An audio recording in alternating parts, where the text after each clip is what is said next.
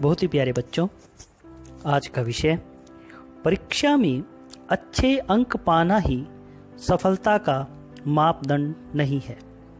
ये सत्य है बेटा, सभी अच्छे अंक नहीं प्राप्त कर सकते, परंतु उनको कभी जिंदगी में हताश नहीं होना चाहिए और कभी रुकना नहीं चाहिए, क्योंकि हर व्यक्ति में कोई ना कोई खूबी होती है। अपनी रुचि को, अपनी खूबी को पहचान कर ही हमें ज़िंदगी में आगे बढ़ना चाहिए। तो इसी पर आधारित है, आइए जानें। यह ठीक है कि परीक्षा में अच्छे अंक पाना या पाने वाले का सभी जगह सम्मान होता है, उसका आत्मविश्वास बढ़ता है और अच्छे भविष्य के लिए उसका रास्ता आसान हो जाता है। किंतु सिर्फ यही सफलता का मापदंड नहीं है। कम अंक प्राप्त करके भी समाज में प्रतिष्ठित स्थान प्राप्त किया जा सकता है। अकादमिक क्षेत्र के अलावा अन्य क्षेत्र भी हैं।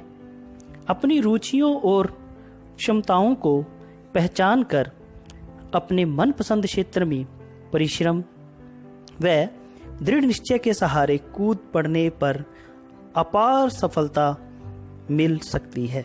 ये सत्य है बिल्कुल। अगर हमें हमारी रुचि का, हमारे में क्या क्षमता है, उसका पता हो तो हम जिंदगी में कहीं भी कुछ भी प्राप्त कर सकते हैं। आगे है, स्कूल स्तर पर औसत दर्जे के समझे जाने वाले वैज्ञानिक आइंस्टाइन के बाद में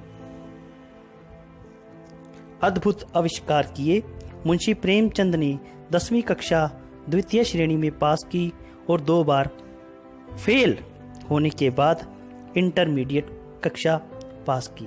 इसके बावजूद भी पूरे विश्व में वे हिंदी के उपन्यास सम्राट रूप में जाने जाते हैं। सचिन तेंदुलकर, महेंद्र सिंह धोनी क्रिकेट में अच्छे प्रदर्शन की वजह से जाने जाते हैं, ना कि अकादमिक तौर पर।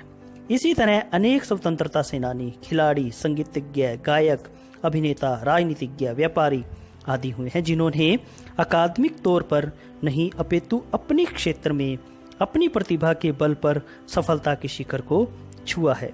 अंततः अंकों की तरफ ध्यान न देकर आशावादी दृष्टिकोण अपनाते हुए दृढ़ता के साथ आगे बढ़ना चाहिए। जिंदगी में कभी हताश नहीं होना चाहिए। जो व्यक्ति सफल होना चाहता है उसे कई बार असफलता का मुंह भी देखना पड़ता है, परंतु हताश होकर कभी रुकना नहीं चाहिए। रास्ते अपने आप ही बन जाते हैं। कोशिश करने वालों की हार नहीं होती और डर कर नैया पार नहीं होती।